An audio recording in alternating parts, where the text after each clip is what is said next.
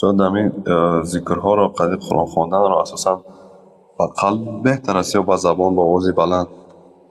ذکر باید به زبان شود.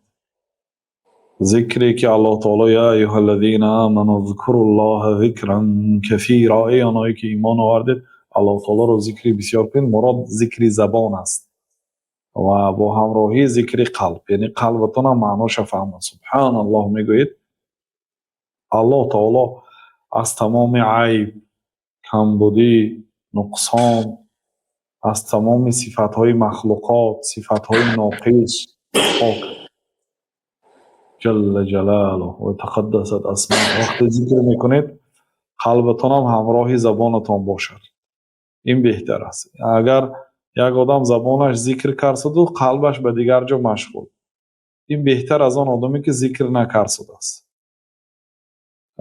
لیکن به قلب این در حالتهایی که زبانتان دیگه مشغول هست یا یگان دارو خوردگی هستید کرخ کنک یا خسته شدید، در این حالت خیلی خوب است اون علاقه آن چیزی که به قلب میگذارد و ذکر نیوی فکر است. فکر عملی درباره بزرگی های الله تعالی، قدرت الله تعالی. وقتی با قلبتان فکر میکنید و فکر است علاقه الله تعالی موکی ان فی خلق السماوات والارض واختلاف الليل والنهار لآیات لأولی الالباب.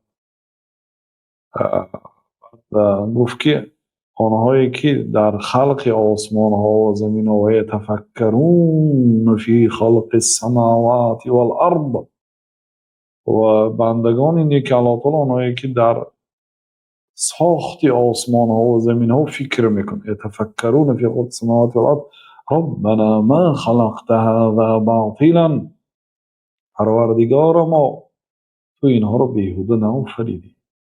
ربنا ما خلقت هذا باطلا سبحانك، تو پاک هستی از بیهوده کاری. یعنی الله تعالی تعریف کرده است آنهایی که با فکرشان با قلبشان در بزرگی های ساخت الله تعالی و قدرت الله تعالی فکر میکنن. بنابراین بعضی علما گفتن که تفکر ساعه خیر من عبادت لیله، یک ساعت فکر کردن در بزرگی های الله تعالی و قدرت الله تعالی بهتر است از عبادت یک شبانه روز. تفکر افلا یتدبرون القرآن، آیا شما قرآن را تدبر نمی کنید؟ قرآن قرائت میکنید، معناهاش میفهمید و در بزرگی هاش فکر غوطه میزنید. افلا یتدبرون، تدبر میکنید، تأمل میکنید معناهای گفته الله تعالی را. افلا یتدبرون القرآن ام علی قلوب اقفالها، مگر شما قرآن را تأمل نمی کنید، تفکر نمی کنید در آیات های قرآن، یا قلب های شما قلف دارد؟ یعنی ترغیب میکنه برای فکر کردن با قلب.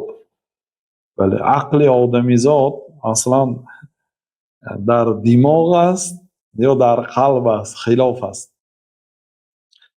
و محمد امین شنقیطی رحمت الله علیه در این باره یک رساله نویساندن و در خلاصه شدن که عقل در قلب است. دماغ یعنی عقل در سر نیست، اصلا عقل در قلب است. چون که الله تعالی در قرآن کریم گفت که الهم قلوب یعقلون بها، اونها دل دارن که با آن دل میفهمیده باشند. عقلون است، این عقل کلمه عربی هست، قلب هم کلمه عربی هست. عقل فهمیدن. اتعقلون، آیا شما عقل دارید؟ میفهمید؟ و معنای فهم است عقل. عقل اصلا در لغت عرب بسته نمیگوید. شطور در بیرونی مسجد بندید عقله میشه. عقلون بستن. صاحب عقل عقلش از بعضی کارها وی بسته میماند، از اجرای بعضی کارهایی که وی بی عقل ها اجرا میکند صاحب عقل ها نمیکنند. عقل بستن است اصلا و به معنای فهمیدن میبید. الهم قلوب یعقلون بها، اونا مگر قلب ندارن که با همون قلبشون بفهمن؟ این دلالت میکند که عقل در قلب است. لیکن ممکن است که مثلا سکلدش در دماغ باشد. برای آنکه وقتی که بعضی اینا سرش میزند، ضربه میخورد به سرش، پهمیتش گم میشد، خاطرش گم میشد.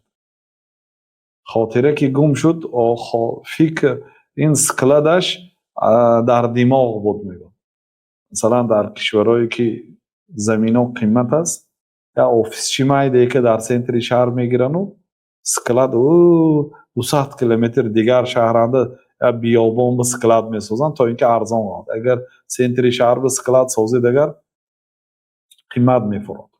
بار در دیگر جا مثلا شما میبینید من با از همین کامera مثلا لازم است یک تا گوید آدرس رو تید میگوید آدرس میتید، آدرس رو میرد سکلد، شما اینجا پول میتید چک میگیرید و میرید تمام.